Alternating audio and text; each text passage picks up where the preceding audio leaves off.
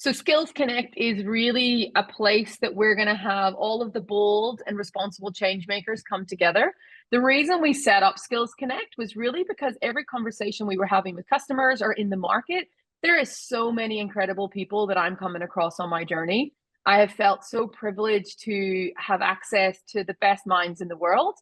And I get to go into the best rooms and hear some of the biggest problems that we're solving and how folks are thinking about bringing sort of solutions to them and bringing them to life.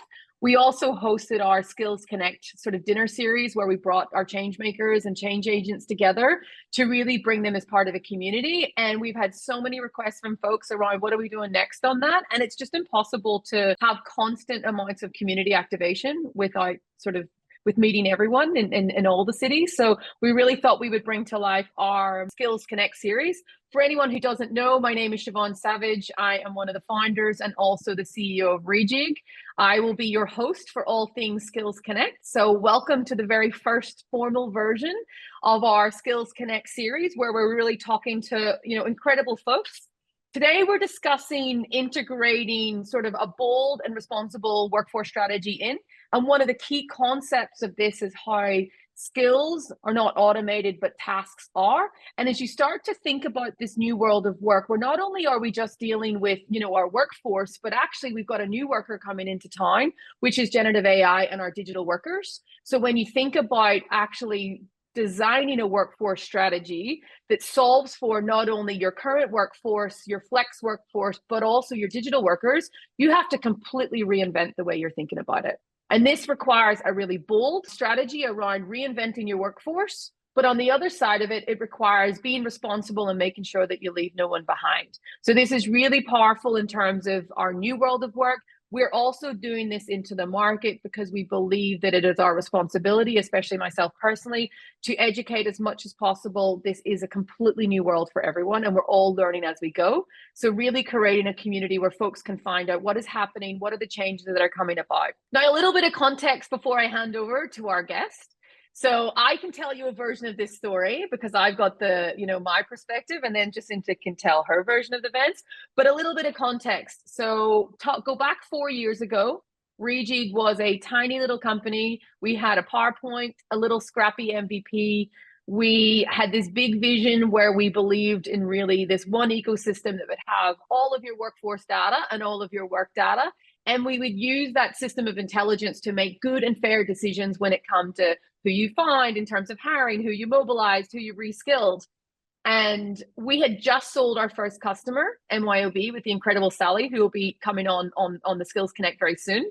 And we had just, brought this thing to life, and we had started building our team out and really started to build the product. Then we met Jacinta. And at the time, Jacinta was the head of talent at KPMG.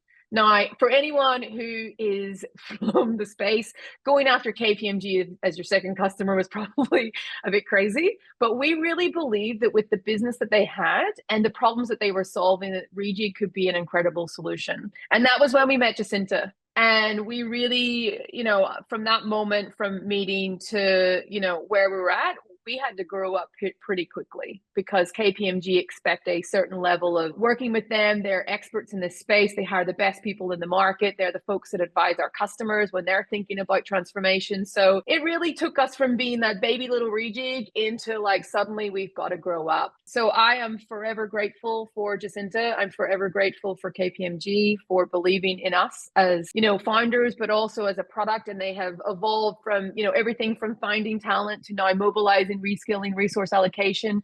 We are working with those folks across the world. So it's been incredible to be part of, that KPMG journey, but also for KPMG to be part of our journey. And we're forever grateful for the leadership from yourself, from Deb Yates at the time, from the folks at KPMG now, and everyone that we've worked with. But before I kind of jump into my questions, Jacinta, why don't you tell us a little bit about your version of events and a little bit about your context of meeting us? Because I think that will be really helpful. No, thank you so much. And I'm so excited to be sitting here with you, Siobhan. So thanks very much for having me. But goodness, yes, 4 years ago, you walked in, we had a meeting, and I think straight away I could see the vision of the platform that you were building. And what you were able to express and show me was exactly what we needed at that point in time. So it was really all about you having a really great understanding of the issues at hand. And the reason why you had that understanding is because of your background, obviously, in TA and workforce planning and workforce strategy and whatnot. So immediately, I think you and I just connected, right? It was just sort of like, you know, two people just kind of sparking off each other, just trying to solve the world's problems.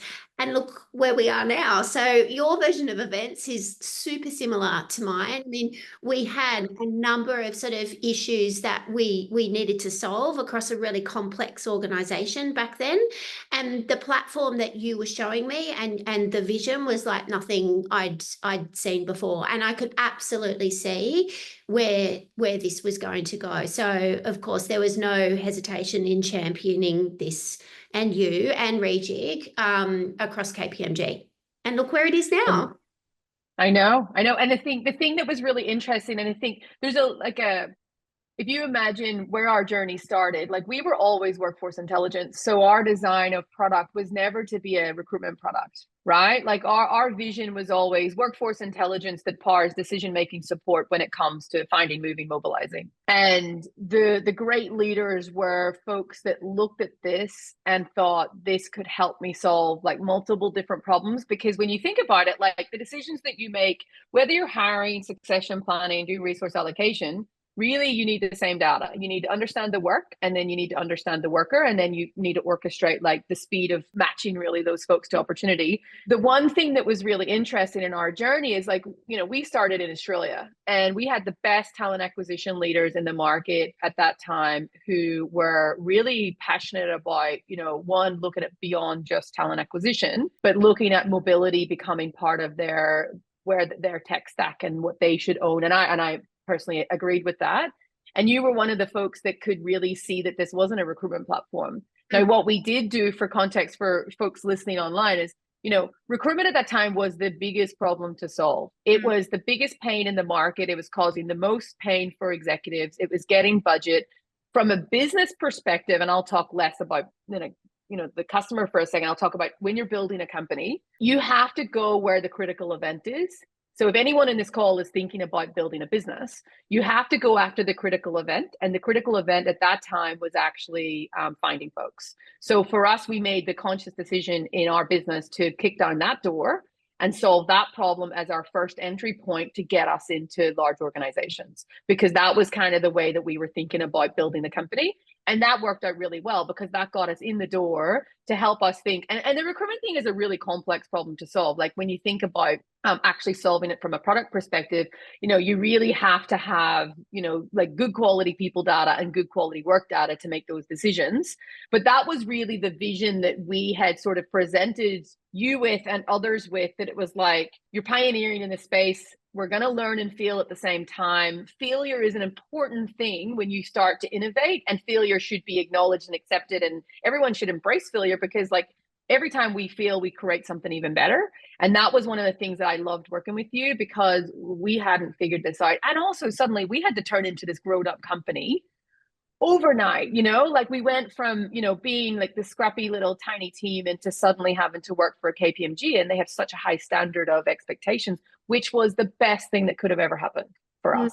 When you're thinking about, you know, obviously what drew you to the problem, like, and the solution, like really when you think about it with that sort of analogy I was saying about kicking the door down, when you were thinking about workforce intelligence, you weren't just looking at it from talent acquisition. You were looking at it from a much broader lens, right? Yeah, because to your point, the problem back then, right, 4 or 5 years ago, was finding people and finding people fast, right? But what we also needed to do was find people and find people fast internally. And there wasn't actually a platform at, you know, where you could see internal and external in one system.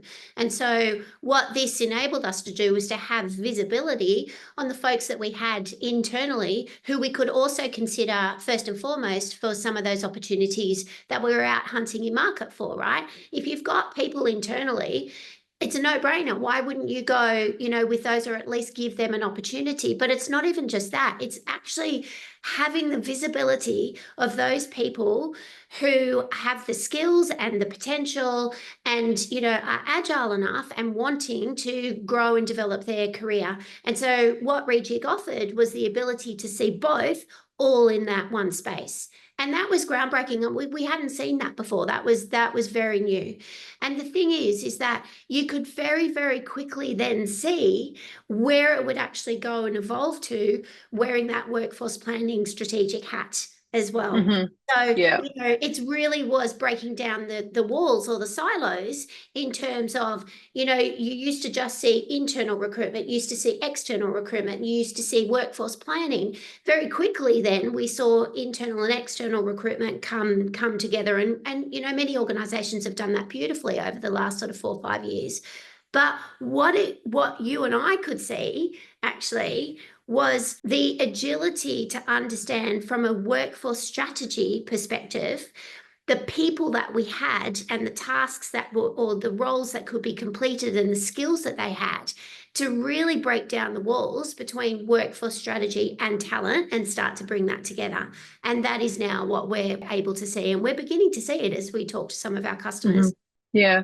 And I think like for us, it felt like a real perfect full circle of, me moving to New York, needing someone with the same expertise. Because for customers, this is not like a simple sales buying journey. This is actually an education play, and it's very new.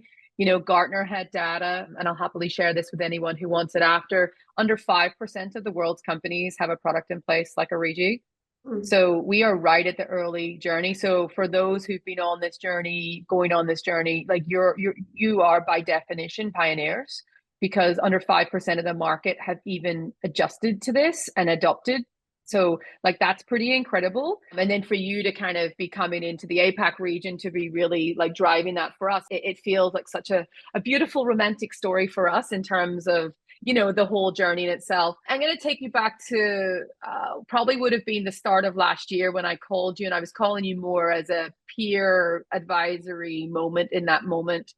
And I had just discovered, so a couple of things were happening at the same time. So on one hand, on one side of my business, I had customers who were saying, hey, when we're looking at this, the matches are not super great. That was an issue. On the other hand, we had generative AI coming in like we had never seen it before. And third thing, we had a real cry for how do we design our workforce in this new way of working. And one of the calls that I made was to you, where I was like, hey, when I've looked into this, I can see that some of the problems that we're having is that we're looking at this one language of skills, and skills was the common language for people's jobs and for people doing work. And what we were finding was when we looked at our customer data and we were like, why, if you practically think AI needs good quality work data and good quality workforce data in order to make a good recommendation, right? That is as simple as it is. Like none of this is magic and, there's no special show. It's to create good recommendations, you need both good quality data on both sides of the field. We were finding a good quality of skill inference and skills on the workforce, but we were having a real difficulty looking at the work. And what we started to find was that every customer we looked at and future customers where they said they had good quality job data, actually all they had was a job advert. Yeah. Even if they had a job architecture, it was kind of patchy and a little bit good. And what we started to find was, hold on a second, for me, I started to see we got this big problem where customers actually don't even have a good understanding of the work being done in their company. And if they don't understand, how the hell are we supposed to understand? So I had like this big problem happen over here. And then this other problem we had was, the generative AI movement was starting to happen. I was trying to figure out really what is the potential of this? Is this hype? Is it real? And I wanted to really understand it personally so I could actually make a case for whether I think it's worthwhile, investing energy, money, time here. And I ran the skills ontology across my work data, my workforce data, to see where is the AI potential of my workforce, and it didn't work. It was terrible. And I called you and I said, hey, like, this is what I'm seeing, that people have skills, but actually work does not have skills. Work has tasks. And am I going crazy? We're all talking about this new movement of skills first, but like I think we're missing a part, like, and that conversation with you where we started to break it down and whiteboard actually how is work made up in terms of like a practical work sits with the business and work is made up of tasks that require skills. Like, do you remember that conversation where it was just like, oh my God, did we all like get this wrong? Yeah. It was like, I do. And do you know what? It's not that people got it wrong, right? Because I think, many organizations have moved towards that sort of skills-based framework, over the last 4 years, and they've spent lots of money doing it. But I think now they are sort of starting to experience that there is a missing ingredient, to your point. So it's actually incredibly logical when you sit down like this, just face to face, and start to nut it out. It's really logical, but it was very much that missing piece, right? Where are the tasks in all of this? well, exactly. And then, the thing I did after that call with you was I then called a whole pile of my old business leaders. So these are not HR people. These were people that own work. And I said, hey, can you answer me a really simple question? If you were looking for someone to do some work, how would you describe that? Yeah. And never once did they say skills. They said, I need these things done or these outcomes. That was, and then probably the skills you'll look for if we spoke skills in the business was that right at the end. And I remember calling you and being like, oh God, like, how did I get this so wrong? Like, but then to your point, it's not that skills are wrong. It's that people have skills. Correct. Work has tasks. Yes. And then you need skills to complete the tasks. Yeah. So when we're thinking about this new world, it actually goes beyond skills. And that's why you're hearing a lot of the skill transformation isn't going gangbusters like you would think from all the marketing. And that's because like folks are piloting and testing, and there is definitely things that are happening and positive things, but also like to create a full skill transformation, you need to deeply understand one, the workforce, but actually I think more important than anything, and we've now brought this into our customers before we even get to the workforce, is let's get really clear on actually what your work is. And I'm going to tell you every single task that is done in your company for every job. And then we'll upload that into your marketplace and then upload your workforce. That was kind of how we were thinking about that in terms of the workforce. And from your perspective, like you've sat on both sides of the fence. You've sat on transformation, you've sat as a customer, now you're sitting on the AI side where we're building. What's your take on that whole like transformation journey that we've been on, right? I think many people on this call, this conversation is probably resonating with them as well. I mean, how many times have we sort of sat in front of recruiters or sat in front of hiring managers, and they're all recruiting the same role type, but you've got them looking for almost different skill sets. There isn't alignment. There isn't a deep understanding of who are our workers and what is the work that they actually do. And I think this is the responsibility around the mismatch there. If we're only just looking at the skills and we don't have that deep understanding, we're going to be sort of just missing the mark there. And I do think that that's what organizations are seeing. I have seen it time and time and time again. So I've been in this industry for 25 plus years, right? The last 4 years I've spent working large sort of transformation and optimization projects with a number of different clients whilst I've been at Korn Ferry, and everybody is trying to solve for the same problems. And I think this is one of the reasons why I wanted to come and sort of be in this space with Reejig, right? Is because we are seeing right now, so especially when it comes to tasks, but when you think about tasks and AI implementation, right? As you said, skills can't be automated, but tasks can. And I feel like as, talent leaders, as CPOs, as workforce strategists, as CEOs, we're right at the forefront of something really amazing here when we're thinking about efficiency and AI automation. And to your point, what you said earlier as well is a lot of people don't really know, like, what are we doing next? Like, what does this look like? But why I'm here is I want to be having these conversations with our customers, with large organizations, to actually help lead the change and drive the change Towards absolutely, it's task realization and ontology, but it's also around the whole AI implementation piece. How can we make our businesses more operationally efficient? How can we innovate? And how do we can get out to market really quickly? And it all actually connects together. So we want to be leading those conversations and helping folks in this space. And this is why I've come full circle round to sitting with you now. I know the task side of things and the conversation we had sort of, last year, yeah, it's bold, but it absolutely is logical and it makes complete sense. Yeah, I'm really And it makes the matches better. This is Yeah. the other thing. This was the kind of several light bulb moments for me was like, not only does it help me understand my workforce or a customer's workforce and work better, but actually it improves the matching quality, which was the bigger problem that we were all facing. And whether it's our product or any other product, it's all the same problem. Correct. Like, match quality is dependent on a deep understanding of the work and the workforce, so that any AI is not a magic bullet. It needs good data. And quite frankly speaking, most customers' data is terrible. So I think like that data now we give that to our customers to fill in the gaps, because we're like, we're not expecting you to have any good quality data, because we've now done enough laps around the sun that we know that your data is not going to be great. And that's not with any like being rude or like me being cheeky. That is just fact. Like, we want you to, if you're going to go down this journey, you're putting a whole pile of political capital on the table, money, whatever. Let's solve that problem. And that was kind of like the magic moment for us. And we have already seen from implementing that work ontology into the back end of our customers' data, the transformation of the match quality has been just incredible. The career pathways, the whole logic of the business, the AI is now able to understand the workforce a lot better, which has been incredible. And also we can now tell you like where the AI potential of each task is and lots of other cool stuff, which we'll talk about another time. But, like that has been super transformational.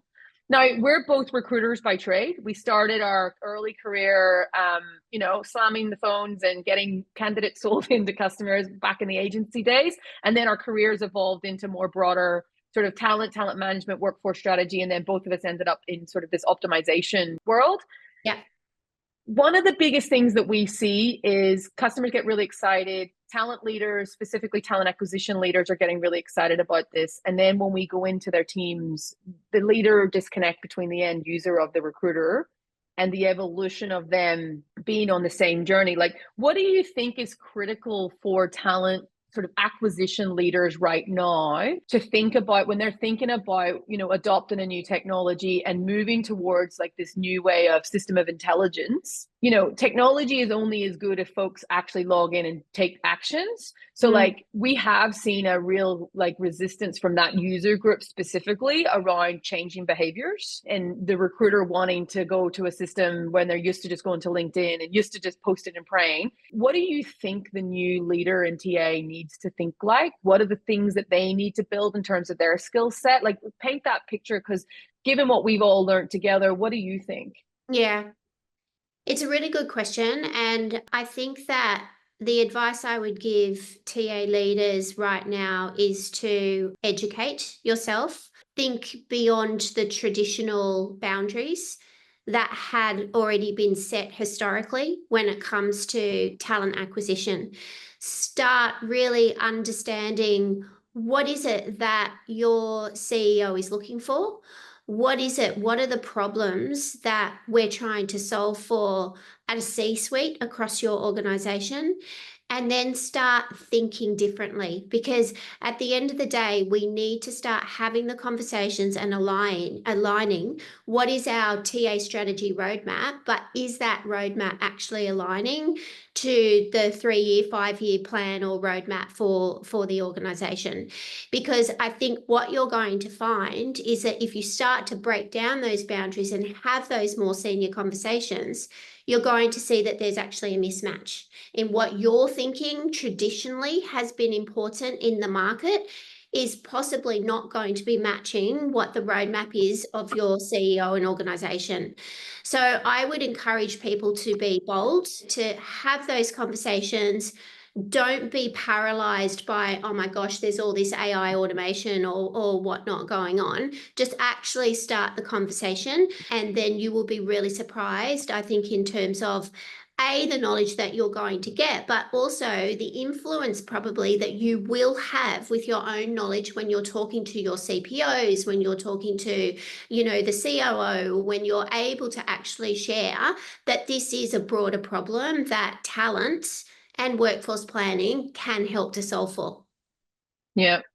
There's a lot of talk, I mean, more US than it is in Australia at the moment. There's a lot of vendor talk about how they're going to create like recruiterless AI, where agents will basically do the role of the recruiter. And like, don't get me wrong, like a large proportion of the recruitment job by our data is over 60% of that role has high optimization potential for AI, right? When we've been jamming on this as a business and a team and talking to customers, like, you could take the road of like automate out that role and use technology, or, like not do that. And I really do believe that the TA folks should be more on the advisory of internal and external. I think the skill that they need to build to, one, protect their turf essentially in terms of like, rules, and, de-risk the whole category of recruitment rules, to be honest, I think needs to, how do we turn recruiters into talent advisors where they think about internal and external? And that hasn't been easy. Like I have spent a lot of time with recruiters one-on-one who have internal matches present to them who are a 10 out of 10 match, but just can't take action to move to that next. Like, what do you think in terms of, like, why is that? What is the resistance right now to stop a recruiter from becoming a talent advisor? Like, what do you think needs to happen? One, on them personally, and also for us as an industry to change how we think about recruiters? I think for them, it's the level of conversation that needs to shift. It is definitely an education piece. But I do feel that, and look, I've worked with some really large organisations over the last couple of years in automating the TA functions. And we have sort of stripped out a lot of the more admin-based tasks, and we have created automation against that.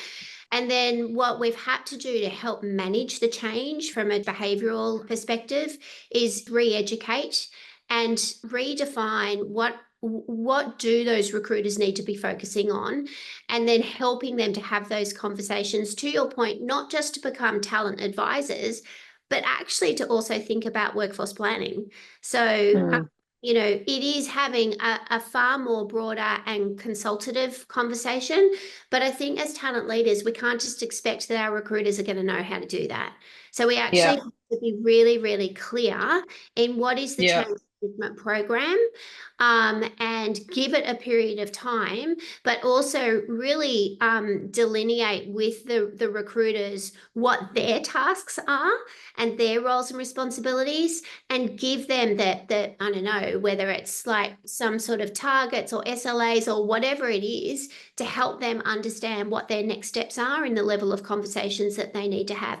And when I've worked with organizations and we've done this, and we've had recruiters that have been, bold enough and agile enough to want to move to this new space, the depth and level of conversation that they're able to have with the business, with their end customer, has been just magical. So, and the feedback that we see from the hiring managers or their key stakeholders or whatnot is just really fantastic, because all of a sudden they're seeing a recruiter that is able to give them really strong business consultative advice that's going to help them grow their business and drive the bottom dollar. And at the end of the day, it's, as we said before, it comes down to that operational efficiency and then that speed to market. And that is the impact that our TA teams should absolutely be providing to our end customers. The other thing that I find on my journey, and I don't spend as much time like in the implementations, right? I dip in and out, just by nature of my title.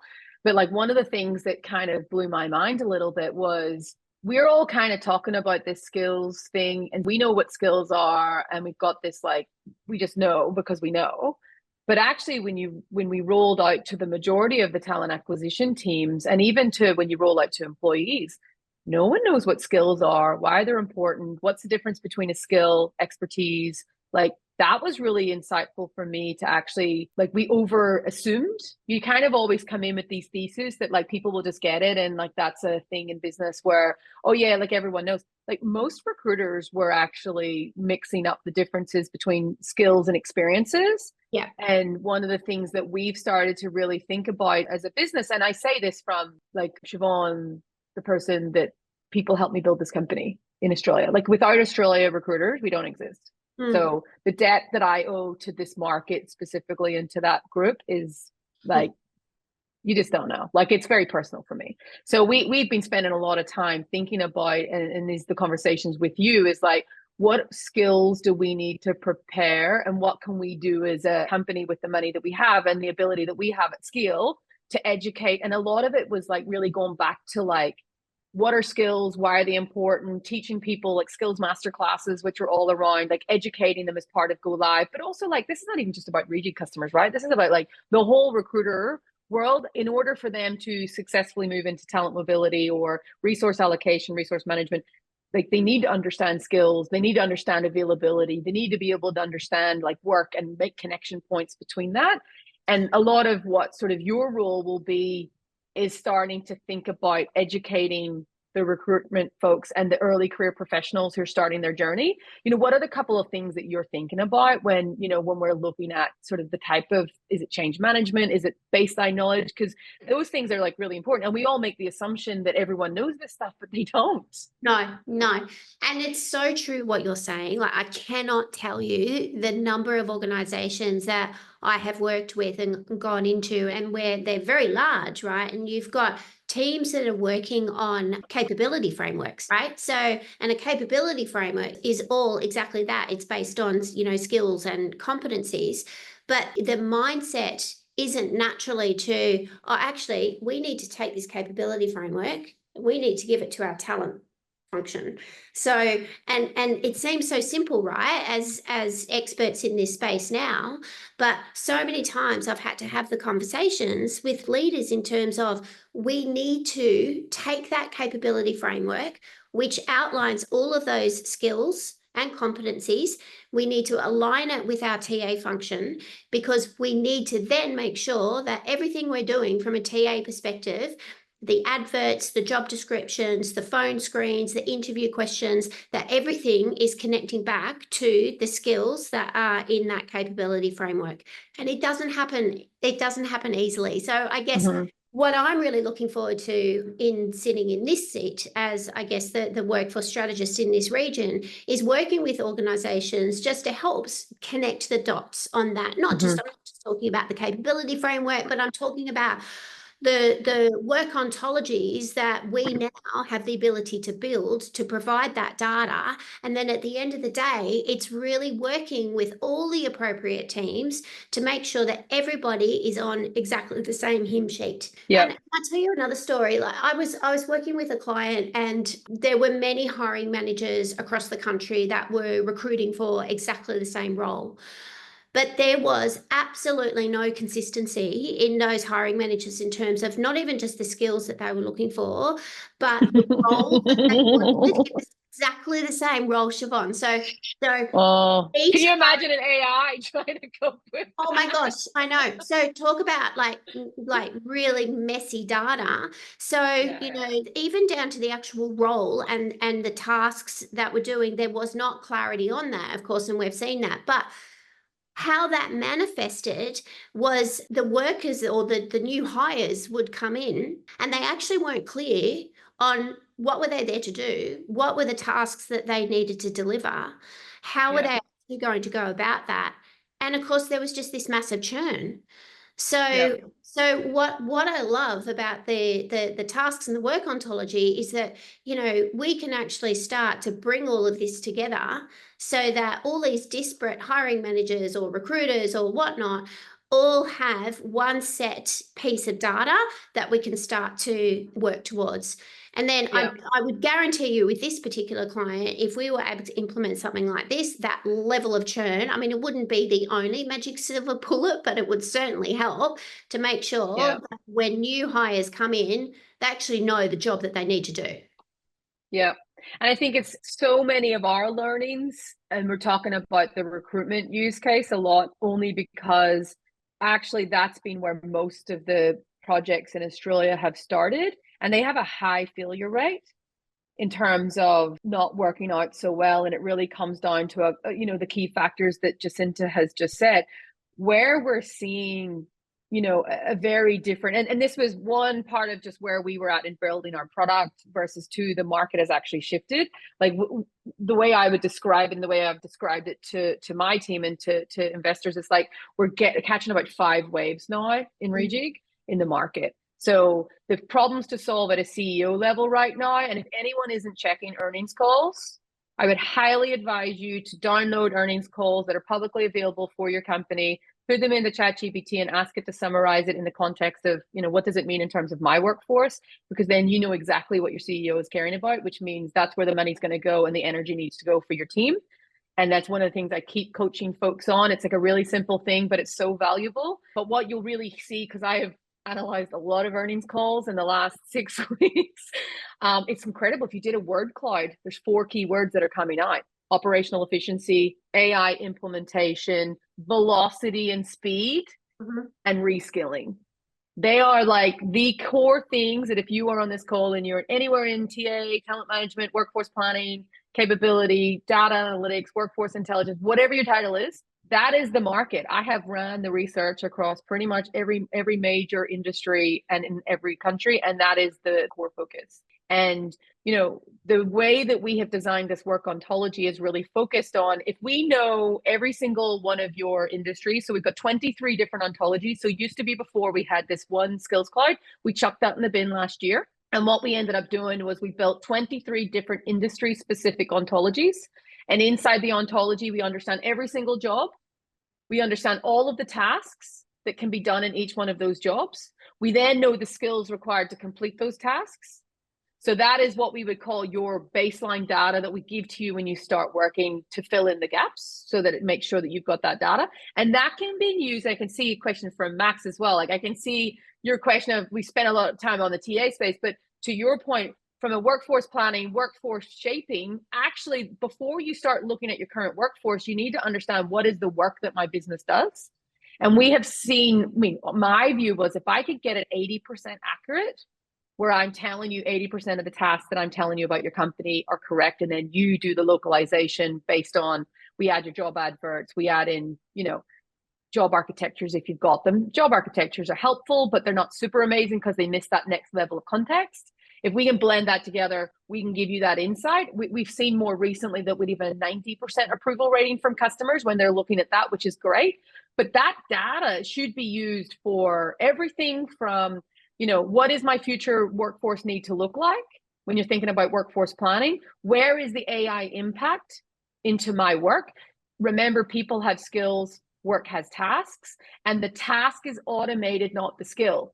So if anyone is selling you a product that tells you, I can tell you what skills have the potential for AI, it's not going to work. I did it myself, like on my own company, and it didn't work. It has to be AI automates a task, not the skill. One task can have about 5 skills connected to the requirement of that task. So it is a lot more complicated, but it's really important insight, because I didn't know that either. And I'm a workforce optimization expert, and I built an AI company. So that was like a big light bulb for me last year. It was like, oh, holy crap. We probably oversimplified this whole thing.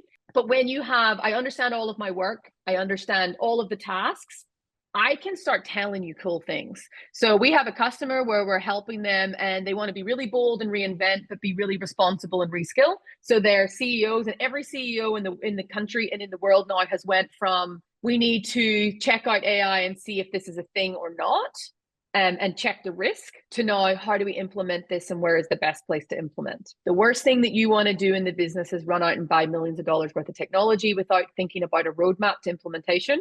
And that implementation roadmap should be based on, what is the highest value, i.e. costs the most money or causes the most pain, to think about AI adoption. So when you're thinking about, Max, about your workforce planning, like your future organization shape should not just consider current worker, it should consider AI worker. What is the actual work that's going to be done? Where is the areas of optimization? And then when we know the impacts, that becomes, we now know where we need to reskill, because we want you to be really responsible, and we can tell you the pivot paths that you can move folks into.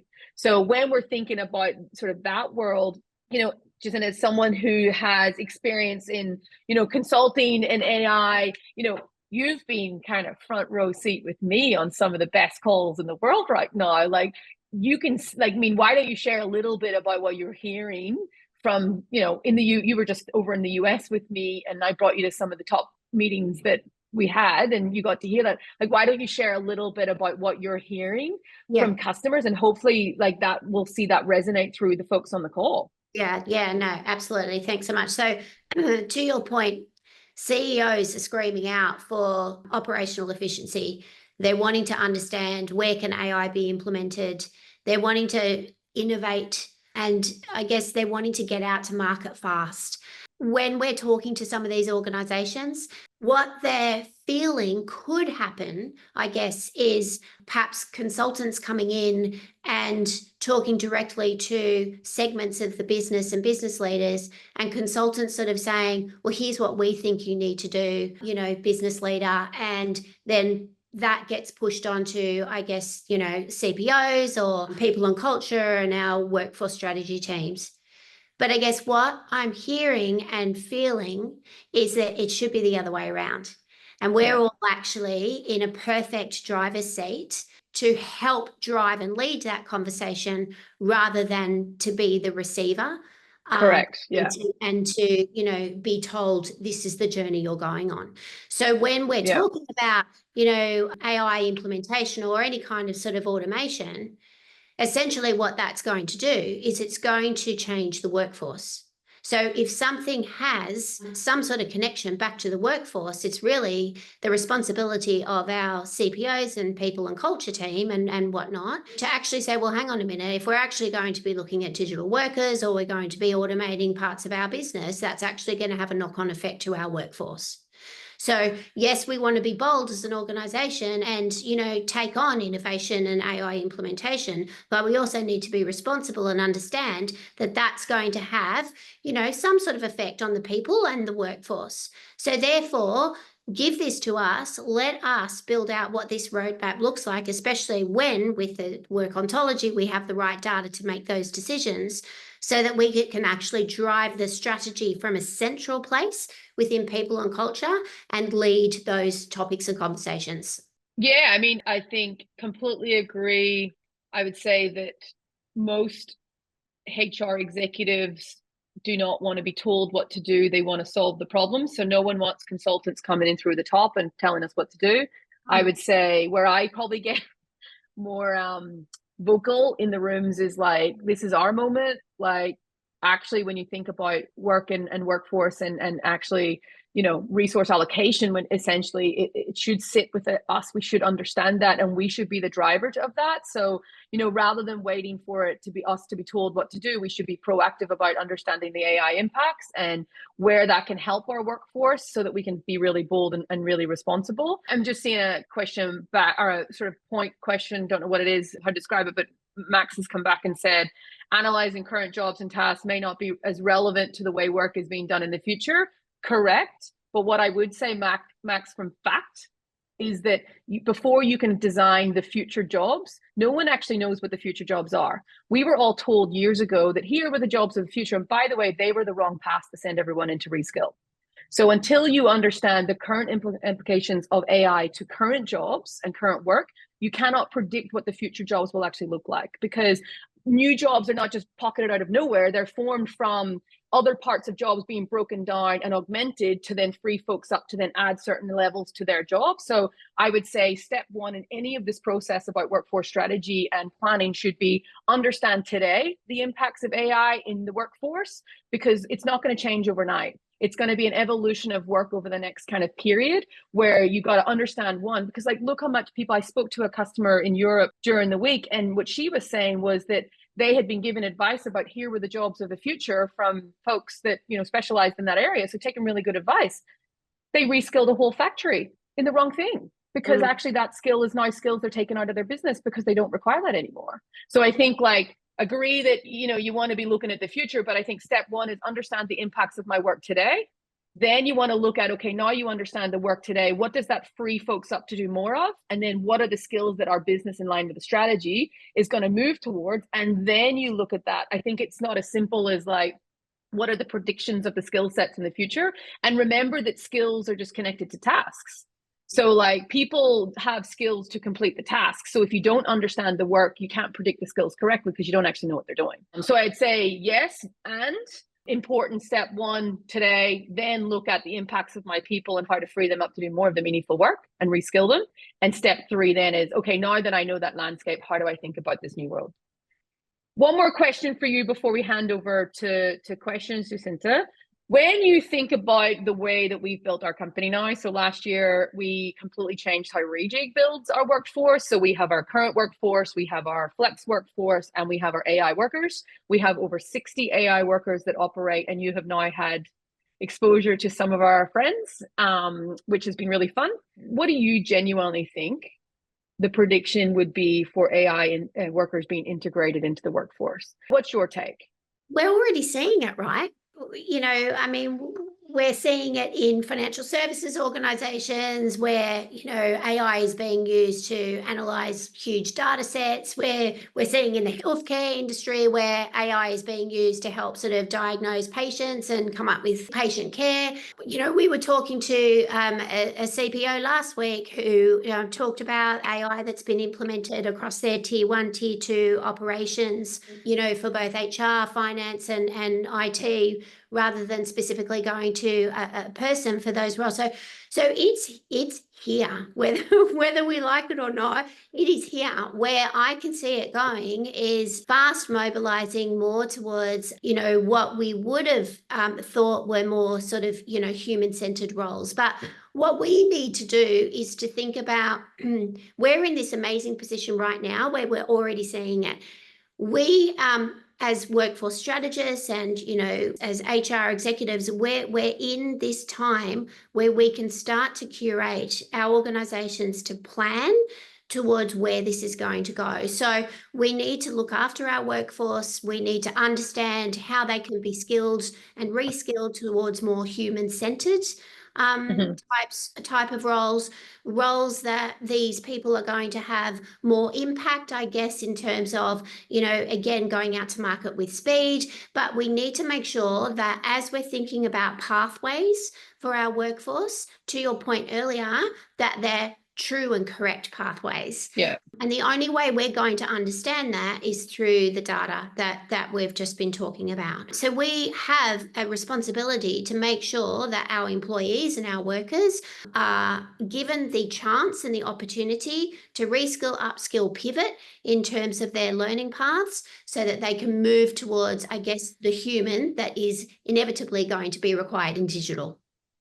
Yeah, completely agree. Like, +1, +1, +1. This is a perfect opportunity then to start looking at some of the questions. I've had a couple through just sent to me directly just from our team that were put into the QA. So question one was keen to understand thoughts on how Reejig and a skills lens can be applied to, say, a large bank that might need to reorg its existing skill base. We are seeing a lot of bank, insurance, professional services folks looking at this, and you've got a combination of two reasons. You have one, operational efficiency, but also speed and velocity to the customer. So, you know, again, back to that same point is like, well, a lot of those companies would have went on the journey of looking at pathways to put those folks in before, and no longer are those jobs the same jobs required. So like the thing that I'm saying is before you go out and start investing millions of dollars into reskilling programs and throwing AI into your business, and you know that doesn't just have an impact of the end user, but also the cyber and privacy, you know, all of the things that need to happen to deploy an AI. And when you're deploying AI, you're not just paying for the vendor, you're paying for all of the resource around it. So it becomes a very expensive, you know, transformation as a whole. But I do think like that evolution of the, like, let's say that the example that was asked was a bank. You know, when you think about the adoption of one risk, so a lot of, and this will link to another question I can see on the channel about the ethical considerations. Most companies spent the last 18 months first thinking about AI, the risk, you know, what is the risk of this in terms of privacy, our customer data, security, So that they spent a lot of time on that. And then the second part was like really risk around not doing it. So if I don't do this, and we've now got out the other side, and most companies are now in the other side of the equation where they're like, well, the risk is too great not to do it. So they're going to have frameworks and boundaries in place to control this. But essentially what you're having is companies, putting this out on the table now for folks to go and adopt. And I think that's great that we're at that part, but it's kind of where do you implement that is the point. And I think, a lot of people talk about AI adoption and automating like receptionist roles and things like that. Like there are roles in your company that folks are spending over 60% of their time doing, which are highly repetitive, that are paid a lot of money. We see a lot of the categorization of roles being over 200K where folks are spending a lot of that time. You want to really think about how do I free those folks up to do more of the value add work or more money making work and take those tasks off them and give them over to AI. And that really becomes the roadmap. So I think phase one, I would say for a bank is understand your work, understand the task component, understand the AI potential index of those tasks, look at where there's task duplication. So a lot of what I care about is workforce bloat. Over the years, all of us as companies have added in a lot of like just layers of delegation and like lots of things that are happening, and people are spending a whole pile of time working on the same work. Looking at that task duplication and finding areas for velocity to speed up, that work to customer. And then it really gives you that roadmap for, okay, here are the highest potential areas for us to automate and think about AI based on cost and also pain. Because part of what we looked at was in our automation and AI journey was like, what cost me the most, but where's the most pain when it comes to customers or my team? And that becomes your roadmap. And then once you understand that, you will understand the impact to your current workforce. And then you'll start to think about that future landscape of, okay, then what do I need to do in terms of becoming a skill building powerhouse? I would say that would be the journey. There's a lot of like, here are the skills of the future, but really like, how do you know? How do you know that? Because no one could have ever thought that this would be the way it was when we did this before. How do you know? So we need more evidence, because a lot of folks have went down skill building journeys before and it hasn't landed very well. So I think that like fact part is really, really, really important. Another question as well we had was on the ethical AI consideration. So one of the most important things around this is, especially when it comes to talent decision making, you need to make sure that you are not causing any harm when it comes to decisions, whether it's human or robot making a decision. You are liable. If you discriminate, you are breaking the law. Like, end of story. You will not have an excuse. You are breaking the law. So one of the things I would highly recommend, and I think we can send it out as an after resources. We do have a framework for folks to think about when they're thinking about technology and adopting that in when it comes to touching any form of people decision making. Like, what are the things you need to ask your vendors? What are the things that are really important to help you guide you through that buying journey? This is a real personal thing for us. We had our AI independently audited back for when we first started 5 years ago, and we were the world's first to ever do that. That cost us millions of dollars. It was painful as a process, but what it allowed us to do was to work with customers like KPMG, work with customers like the government, work with other customers in the defense force and other industries and banks that have high compliance, because they are wanting to make sure that any form of decision that's being made is good and fair. So that can be an after resource if folks need that. There's also one other question. What teams should be involved in AI adoption in decisions? So as HR leaders, who should be bringing to the table from day one? I mean, Jacinta, why don't you take that one? Because I heard you answer that really well in a customer the other day.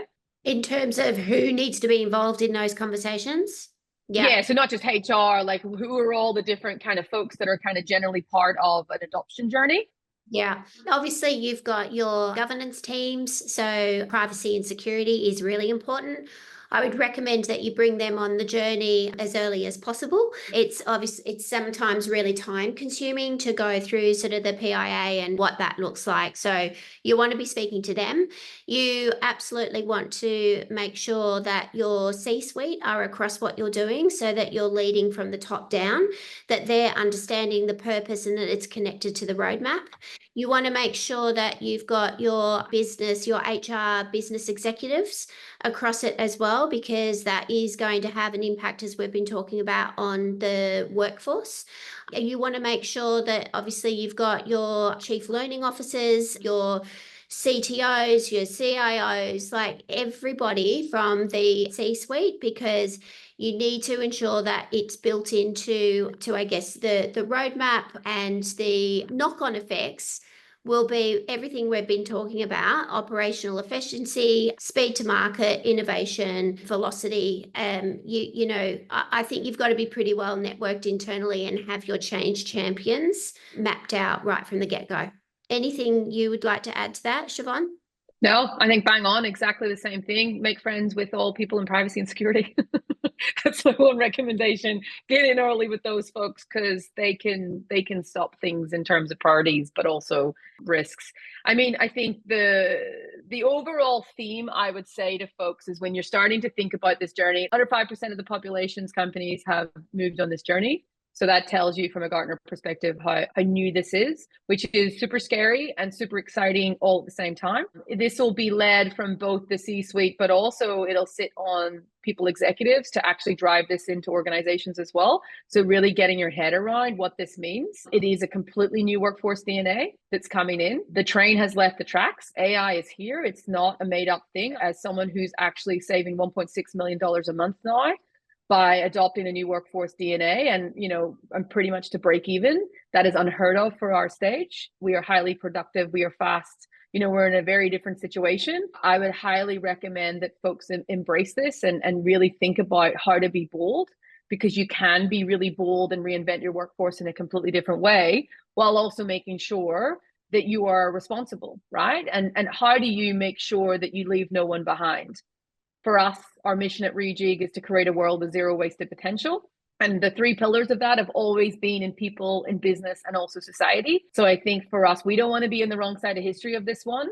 We want everyone to be, change makers, thinking about this and how you can advocate for, being bold and responsible, because as your AI transformation journey kicks in, your reskilling journey and implementation pathway should be hand in hand with that. So find whoever is in your organization is thinking about AI and thinking about the adoption of that within the organization, because that really becomes a lovely place for you to kind of insert yourself when you want to have like influence around thinking about this problem. We've covered a lot today. I'm super grateful for everyone on the call. Super grateful. Well done, Jacinta, in terms of our journey to date and joining the Reejig team.